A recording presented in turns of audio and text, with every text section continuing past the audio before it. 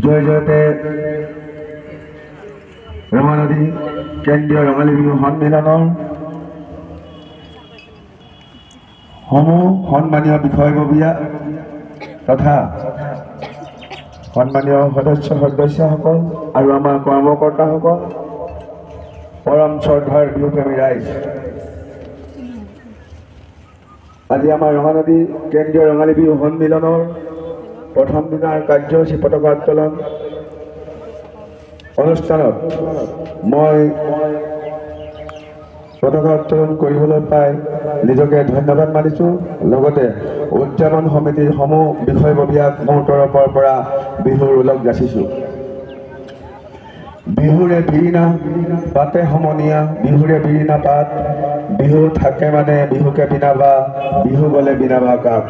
সেয়েহে অসমৰ এই বাপতিসাহোন বিহুটি আমি সকলোৱে আদৰেৰে মৰমেৰে আমি সকলোৱে ওলাই আহোঁ আৰু সেয়েহে আমাৰ এই দুদিনীয়া কাৰ্যসূচীত সকলো ৰাইজৰ সহায় সহযোগিতা আৰু আমাৰ যিসকল শ্ৰদ্ধা ৰাইজ আছে তেওঁলোককো নিমন্ত্ৰণ জনাই আজি এই প্ৰথম দিনাৰ কাৰ্যসূচী পতাকা উত্তোলনৰ কাৰ্যসূচী চমুদুৱাকাৰ মোৰ বক্তব্য সামৰণি মাৰিছোঁ। ধন্যবাদ। ধন্যবাদ। সন্মানীয় সভাপতি মহোদয় ইতিমধ্যে পতাকা উত্তোলন সম্পন্ন কৰিছে আৰু ইয়াৰ লগে লগে এই অনুষ্ঠানটিৰ সমাপ্তি হ'ল বুলি ঘোষণা কৰিছোঁ। ধন্যবাদ।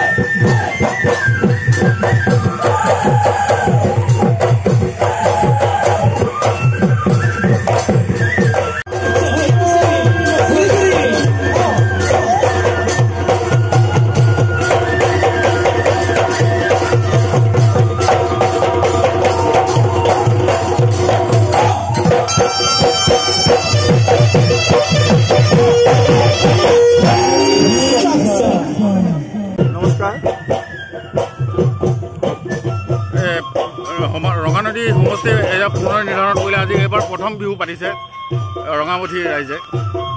এই প্ৰথম বিহু কাৰ্যসূচী কি কি আছে? নমস্কাৰ জনাইছোঁ মই। আমি পোনপ্ৰথমবাৰৰ বাবে ৰঙানদী এটা সমষ্টি নতুনকৈ সমষ্টি নিৰ্ধাৰণ হৈছে। তাৰ লগত সংগতি ৰাখি আমি ৰঙানদী কেন্দ্ৰীয় ৰঙালী বিহু সন্মিলন নামেৰে আজি আমি প্ৰথম বৰ্ষৰ এখন ৰঙালী বিহু সন্মিলন পাতিছোঁ কেন্দ্ৰীয়ভাৱে।